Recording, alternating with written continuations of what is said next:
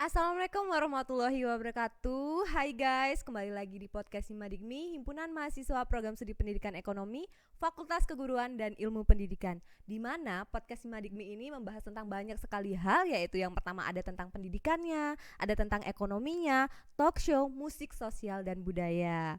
Oke, tentunya masih dengan bersama saya, yaitu Nisa Himadi Indah Wulandari sebagai host di podcast Himadikmi. Oke teman-teman, kali ini kita kedatangan tamu yang lebih menarik tentunya, yang dari sebelumnya ya lebih menarik lagi, yaitu salah satu mahasiswa dari program studi pendidikan ekonomi. Kalau yang sebelum-sebelumnya ada dosen, ada alumni dan lain sebagainya. Kalau sekarang ini mahasiswa dari program studi pendidikan ekonomi yang kuliah sambil berwirausaha. Nah, ini pasti lebih seru lagi nih dari yang sebelumnya. Ini ada mahasiswa yang kuliah sambil berwirausaha. Bisa nggak sih, banyak ya kan teman-teman yang nanya, bisa nggak sih kuliah sambil berwirausaha? Jawabannya ada. Siapa sih tamu kita kali ini? Yaitu ada, ini dia, ada Ajeng Wijayanti. Halo Ajeng. Halo. Halo, iya. Ini namanya Ajeng Wijayanti dari Program Studi Pendidikan Ekonomi, Fakultas Keguruan dan Ilmu Pendidikan UM Metro ya tentunya. Iya, dari UM Metro. Dia ini sekarang semester berapa, Jeng? Alhamdulillah sekarang udah semester 7. Oh, semester 7. Udah akhir ya, Jeng? Iya. Udah nyusun, Jeng? Proses. Oke. Udah nyusun tapi nggak bimbing-bimbingan katanya. Iya, gimana ini ya? Bimbingan terus ya, Jeng ya? Siap. Siap, oke. Jadi Ajeng ini mahasiswa dari semester 7 yang juga kuliah sambil berwirausaha. Nah, teman-teman, kali ini kita udah kedatangan tamu si Ajeng. Tentunya kita udah tahu nih tema kita pada hari ini, udah nyangkut-nyangkut dia berwirausaha, berarti tema kita itu kuliah sambil berwirausaha. Bisa nggak sih, saya ulangi lagi ya, maaf ya. Tema kita pada hari ini itu kuliah sambil berwirausaha, bisa nggak sih? Bisa nggak sih, Jeng? Bisa dong. Bisa. Contohnya narasumber kita. Narasumber apa? Oh, tamu kita pada hari ini contohnya. Ajeng ini kita bakal ngobrol-ngobrol santai aja ya, Jeng ya. Kayaknya Ajeng lagi ini ya, tegang ya, Jeng. Ya, tegang banget ini. Kenapa kok bisa tegang, Jeng? Perasaan kita ini cuma ngobrol-ngobrol aja. Kenapa kok tegang, Jeng? Sepertinya karena disinggung tentang skripsi ya. Jadi tegang ini. Jadi mahasiswa semester akhir kalau disinggung tentang skripsi itu kayak gimana gitu ya, meronta-ronta aja. Gak apa-apa ya, Jeng. Oke. Kita ngobrol-ngobrol santai tentang Ajeng nih. Kita mau tahu tentang Ajeng, boleh? Oh, tentu. Boleh sekali. Bener, boleh? Boleh. Kalau masalah pribadi boleh nggak? Jangan dulu. Oh iya, jangan dulu ya. Oke. Banyak yang nanya, Jeng, kenapa sih, bukan kenapa sih, gimana sih caranya nih kita kuliah sambil berwirausaha. Nah, sebelum itu sejak kapan? Nanya itu dulu deh, sejak kapan dulu ya? Sejak kapan kok bisa kuliah sambil berwirausaha? Untuk kuliah sambil berwirausaha itu saya memulainya sejak semester 1. Awal udah dari semester 1 ya. Awal menjadi maba itu saya sudah mulai maba ya, masih kalem-kalemnya ya, Jeng ya. Masih kalem. ya terus. Oke, pada saat itu mulai silakan cerita, Jeng. mulai berwirausaha waktu masih maba. Tentunya bingung ya, karena masih pertama kali. Benar-benar. Pertama kali berwirausasaha, pertama kali juga kuliah, dan tentunya masih sibuk-sibuknya karena masih maba. Bener. Banyak kegiatan ini dan itu. Bener-bener. Oh, berarti dari semester 1 ya udah. Ya. Alasannya kenapa sih kok mau ngambil usaha? Kan udah tahu kan sibuk, maba lagi banyak kegiatan ini itu. Kenapa kok ambil usaha gitu? Mau bikin usaha kenapa? Oke, alasan saya pertama itu kenapa mengambil usaha. Pada dasarnya saya ini lulusan dari SMK. Lulusan dari SMK yang kemudian berkuliah. Nah, lulusan dari SMK ini saya pernah merasakan bahwasanya mencari pekerjaan itu susah. Sangat sulit.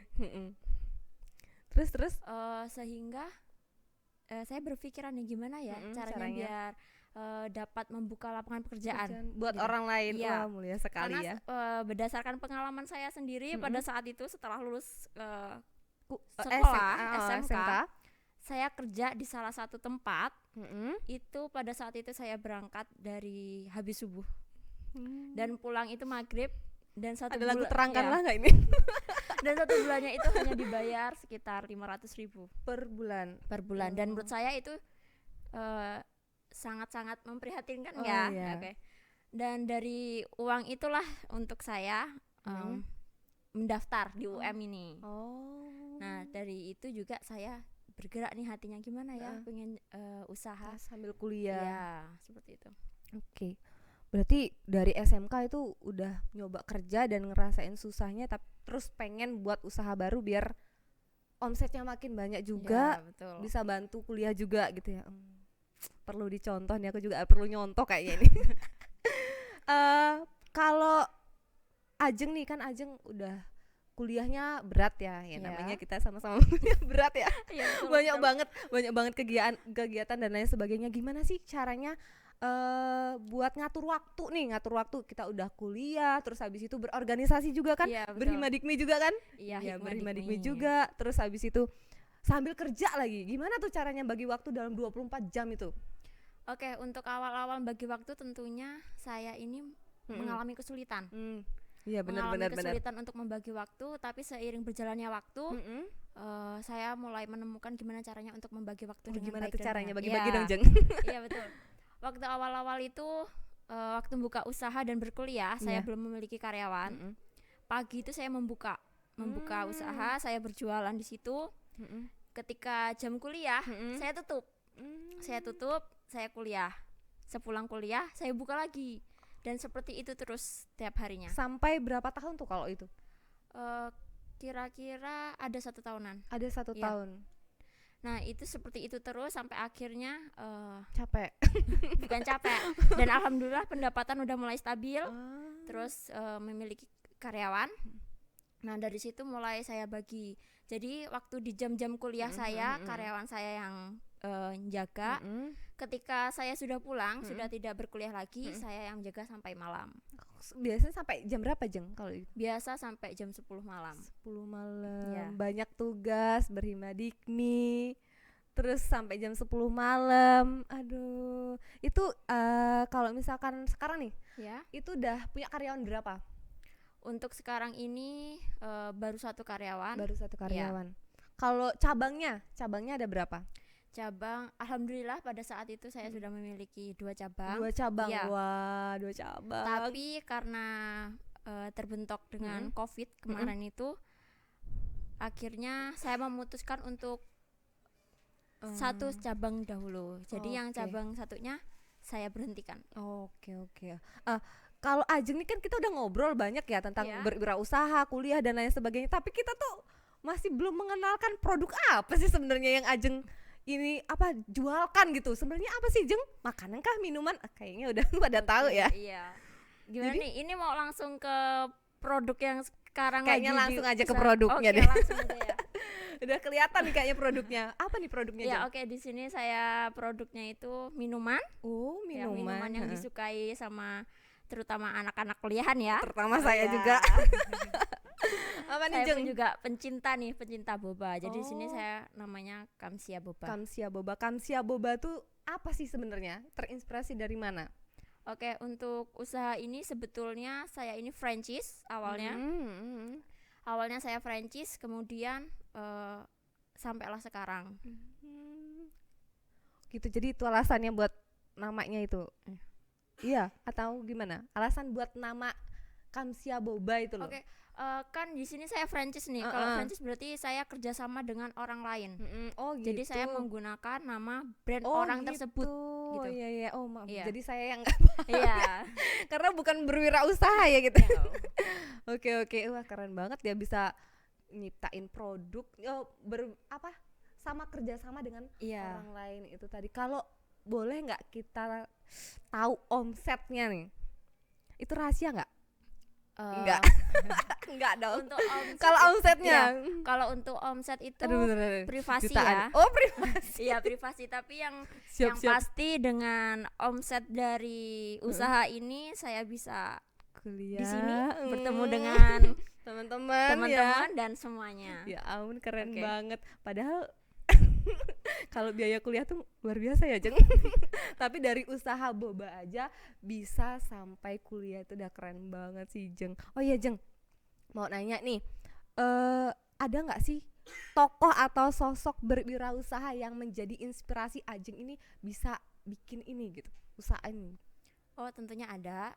Pada saat itu Oh iya, boleh cerita, oke, Jeng. ya, cerita nih. Cerita ini Ajeng kayaknya. Ya, cerita. Iya. Oke, pada saat itu saya waktu SMK saya pernah diputarkan film Oh. dokumenter Heeh. tentang kewirausahaan, tentang wirausaha. Kayaknya harus banyak-banyak nonton Iya. film ini.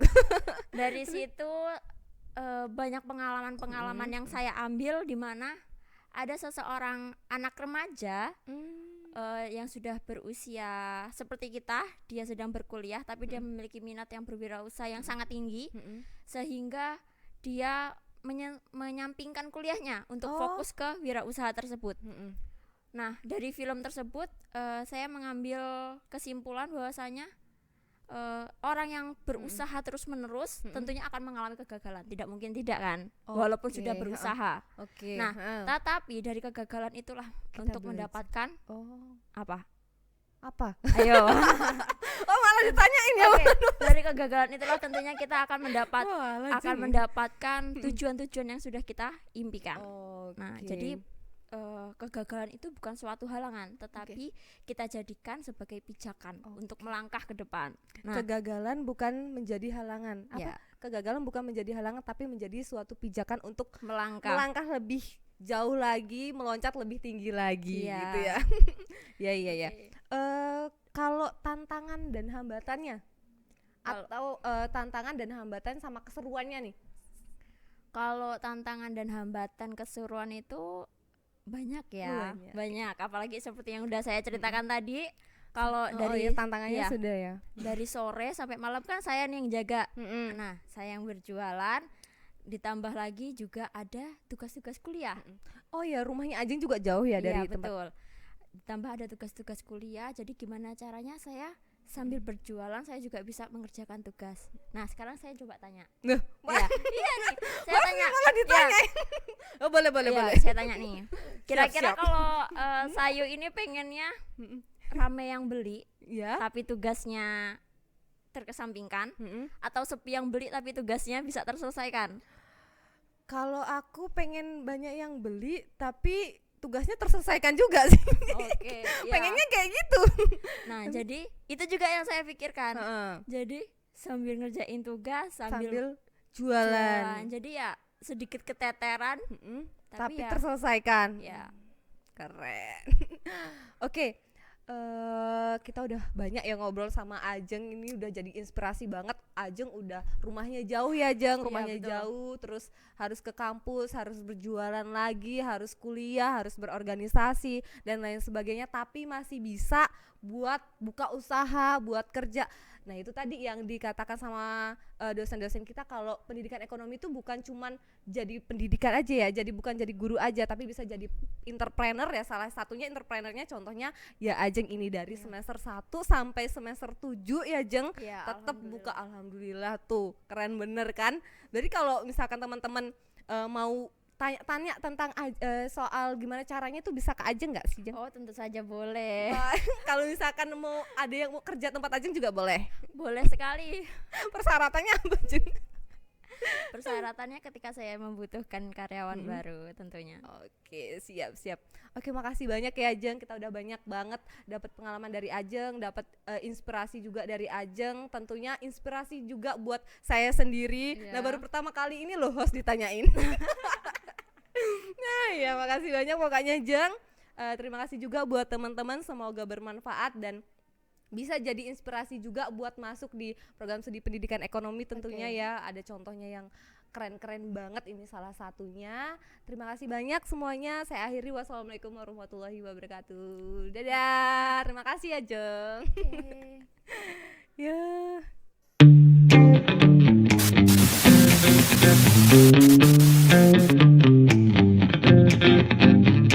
Audio Jungle.